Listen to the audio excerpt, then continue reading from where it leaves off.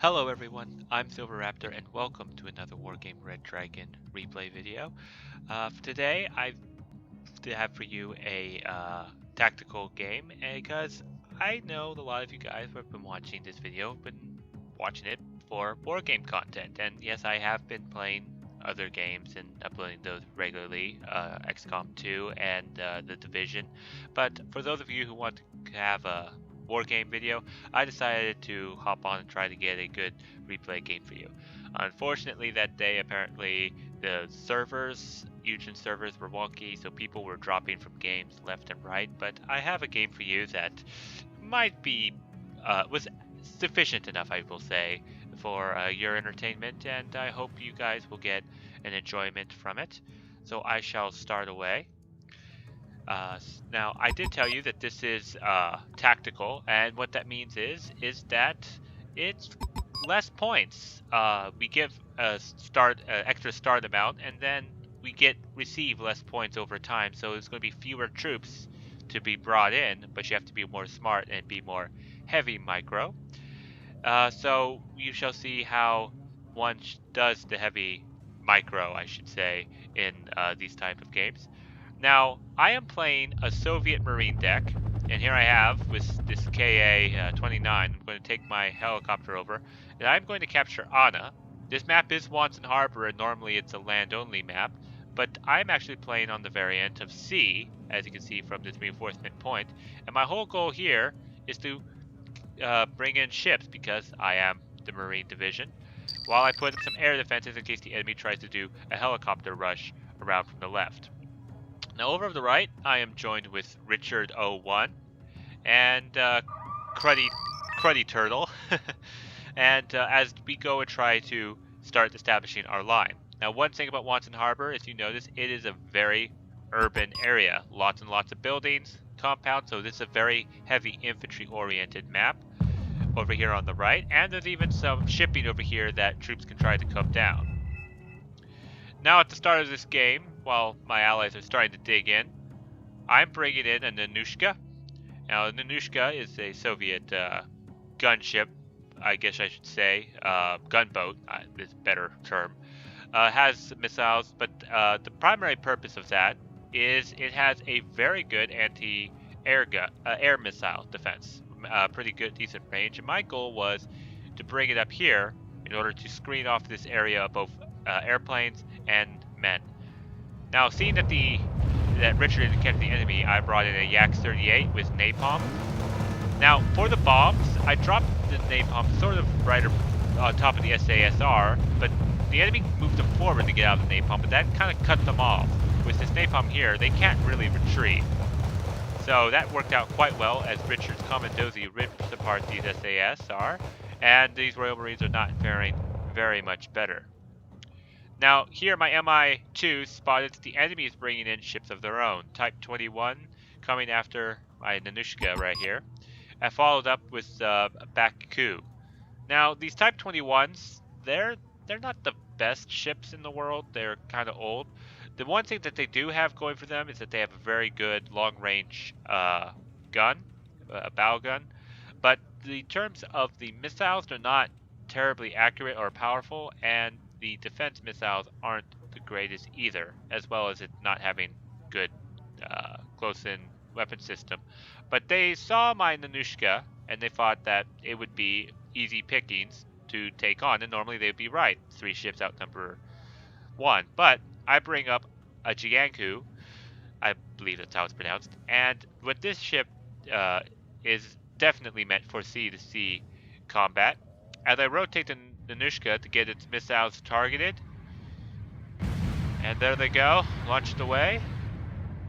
Combined with the missiles from the Jianghu, the poor air defenses of the Type 21 does not hold up to it, and the explosion damages the other 2 ships as well. Another round of missiles are coming, and they take out the Baku, so leaving only 1 ship left, which is not faring very well against the Nanushka and its Jianghu. Another round of missiles, 2 more hits, and that ship sunk down. So already I am in a massive lead with just 2 ships. I sunk the enemy 3 without taking any losses whatsoever.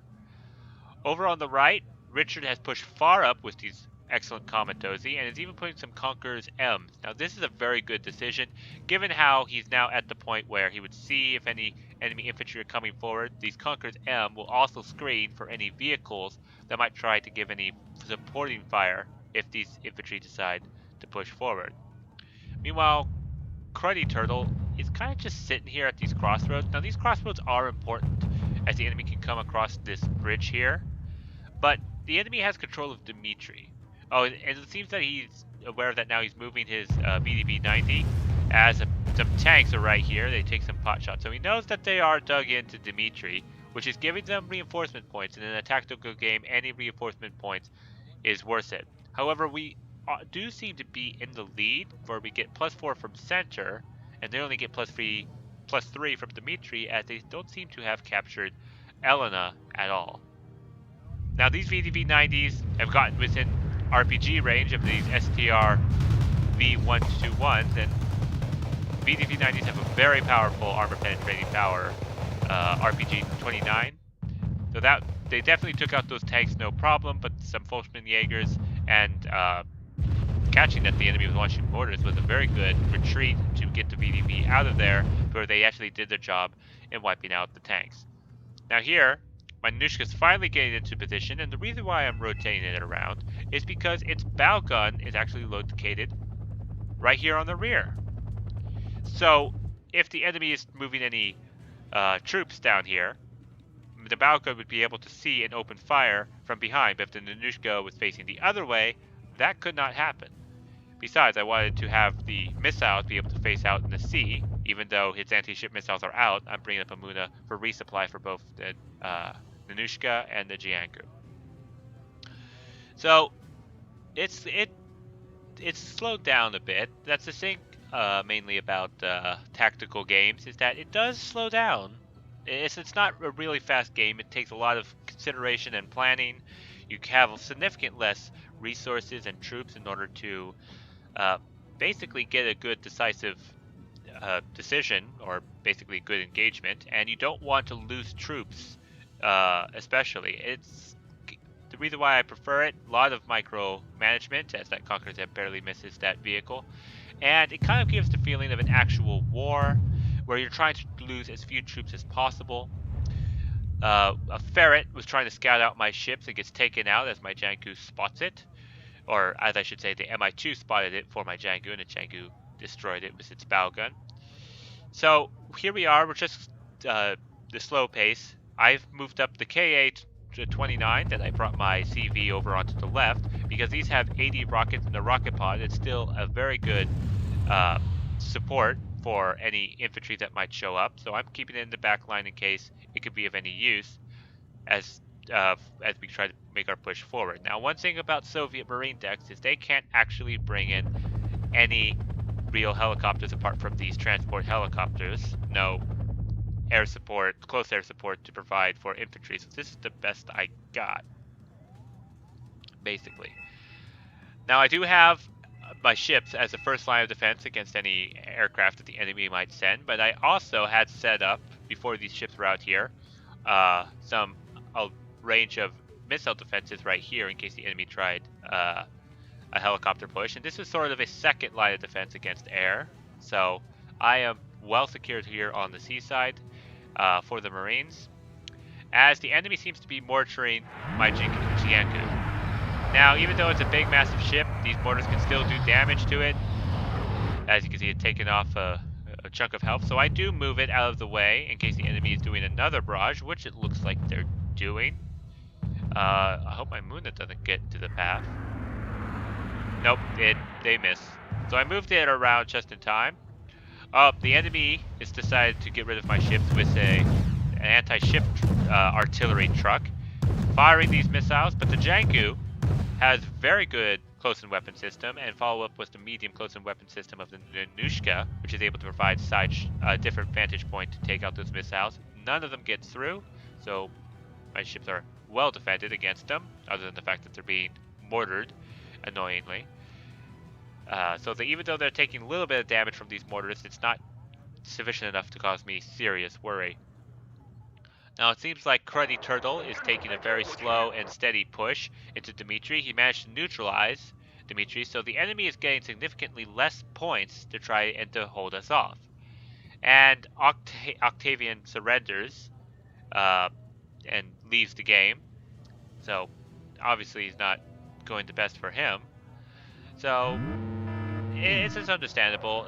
The one thing about this tactical is that when you lose a lot of troops, you feel like you can't really do anything, and that's kind of true. If you don't manage your troops properly, that not very much can happen. Now I did bring out a Yak 38M. Now this one, instead of napalm, is regular bombs, and I had him just flying around here over on the left, and just as he was flying around looking for a possible guessing target, the mortars began opening up, so I knew exactly where they were. I dropped 4 500-kilogram bombs and take the mortars out. So no more pesky annoying mortars taking out my ships, as you probably saw that another enemy left. Now, while this may say surrender in this game, if I recall correctly, they were actually being disconnected, because as I said, the servers were messed up at the time. So a lot of people were dropping from games. Unfortunately, I myself dropped from a number of games as I was trying to get good replay footage for you guys. And here the enemy is dropping either more mortars or artillery, I don't know. But I bring up some Nonas. Now originally these Nonas were probably meant for the mortars that were coming in. I believe that's artillery because of the such wide dispersion that's happened. But these Nonas now can start trying to find where that artillery is firing from, and be able to try to essentially get them to stop, as these are quite decent, I guess, martillery I will call them. They're mortars and artillery kind of combined, accurate and long range. So it'll leave them there to their own devices. Now Richard is bringing up a CV to try to secure Elena. This will give us a massive points lead, as we seem to be securing more and more of our lead. I bring up the Yak 38M. It's another 500-kilogram bomb. I think I'm trying to do the same thing with that artillery. Now, one thing about these Yaks, they are cheap. They don't have very good countermeasures, but if the enemy has no air defense, their bombs are still pretty lethal, and they seem to reload, essentially, pretty quickly. And I'm also bringing up the other Yak that I have, which is the napalm bomber. So, essentially, both of my bomber Yaks are up in the sea, as I moved up an Mi-2 to spot for any enemy over on the left. Now over on the right, because obviously the enemy has some things hidden here in this forest. We can't exactly see what, but we're definitely taking it cautiously. One thing about tactical, you definitely have to play cautious. Richard's Camp Schwarmer Sniper Squad found some infantry there. Managed to take a pot shot with his sniper rifle, but after some infantry opened up, realized that it's not in a good position. 2 men against several squads of infantry, not going to work out so well. Now, you can see my Yak 38 is coming in from this back side, and I did that on purpose. I had him fly around all the way into the back to try to keep the enemy from seeing it until the last second, as he's dropping his napalm right here over on this arrow where the enemy is to spawn. Now, my goal was to try to damage and panic some of the troops as they come in. Unfortunately, that Yak didn't have enough gas to get all the way into where I wanted, and so I just kind of dropped it at the last second. Now here a bunch of missiles are coming from the sea boosters, aiming for the Nanushka. This close-in weapon system will hold. The Nanushka took a bad hit, but it still survived. Now you guys are probably wondering, wait, it just says that Silverraptor left the game. Well, in truth, I did. I disconnected from this game as well as I believe Cruddy Turtle also disconnected. So this has turned into a 1v1. But you may be asking, how is it you're able to see this game if you disconnected from the replay? Well, actually, it turns out because Richard happens to be one of my viewers. So hi, Richard. So he actually sent me his version of the replay so that I can try to commentate on. So at this point, I don't really know what happens. So this is now Richard's game, as the enemy seems to send more Sea Buster artillery. He's going for my Nanushka, but the Jiangsu is screening over on the Nanushka as it tries to get away. So And Nanushka still lives for another day, and I can see as he's taken over my ships, he's going to try to bring them back, repair the Nanushka, and essentially keep as many troops alive as possible. Because something that you might have also noticed, the enemy hasn't actually killed anything. This whole massive game, we've played it very smart and microed and moved troops around, and the enemy has not scored a single kill. Now, the game might have been disconnecting here and there, but that's still pretty hard feat to accomplish. Even inexperienced players should still be able to get like a truck or something, but to be able to keep troops expertly alive is a pretty impressive feat, definitely. So some Kamajozi moved over here just to kind of scout out and found that there's a special boat squad hidden here in this compound. So we definitely know where that the enemy does have some things here. He's moving up his BTR 70, or my BTR 70, and known as back. Now that he knows that there's enemies in this position, as the enemy seems to be artillerying blindly this forested region here. So not a whole lot is happening since this turned into a 1v1. I think both sides are trying to reestablish themselves. Richard is trying to get into touch, realize that he now has a whole bunch of extra troops, including ships that he has to micromanage. And the enemy is probably suffering from a complete lack of resources. But another anti-ship missile barrage comes in, but the Jiangu, with his very good close-in weapon system, provides too much for it. And that Richard has decided to bring it back over here to the left.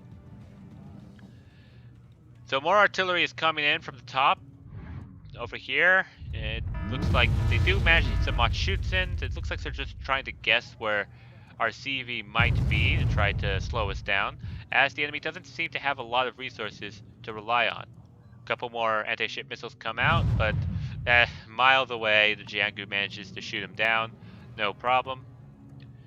So it seems like Richard is gearing up to prepare for an attack or defense. He's got some Scott 2s. Now, we haven't actually unloaded them, which is a little confusing, but he might be just preparing so he doesn't have to reload them back in and charge them across the river. Or are these Scots amphibious? Oh, yes, they are. So he might try to push them across the river and try to flush out whatever the enemy has in this forest. Now he brings up a MiG-23ML. Now this is obviously going to go for that CH helicopter. One missile goes out and it hits, and the helicopter is taken down. So very good score kill for the MiG-23, as Nu was brought up and seems to be ready to push forward, and it just ended. So I'm assuming that the last guy on the team disconnected from the game as well. But there you have it. It's was a very short game. I do apologize for lack of action. Tactical tends to do that, but it's a little more stressful for Commander that they tried to maneuver their troops. But I guess one thing that I would like to note about this game is a perfect game. Perfect, no losses for us, and yeah, well done kills all around. So definitely an interesting one for the books. So I hope you guys enjoyed this. I hope to get more wargame content when the servers are more stable, and I'll be able to get much more reliable and more action-intense games in the future. If you did like this brief wargame content in the midst of all the other games I'm playing, please do like, comment, and subscribe. And I will see you all in the next video. So thank you for watching, and goodbye.